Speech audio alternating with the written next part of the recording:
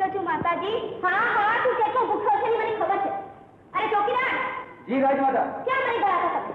આ છોકરાએ મને ઓળખાવી. થોડી નાખવાનો ચાન્સ હોય એટલે બીજી વખત આ બધું ફરકવાનું ના બતાવ.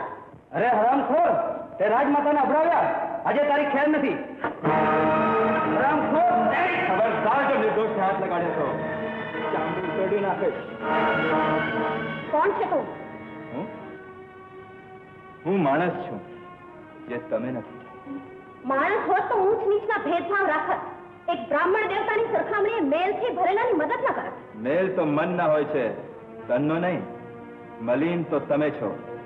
તમારા મનમાં રહેલું સત્ય પણ મલિન છે. તમે શું આશીર્વાદ આપવાના?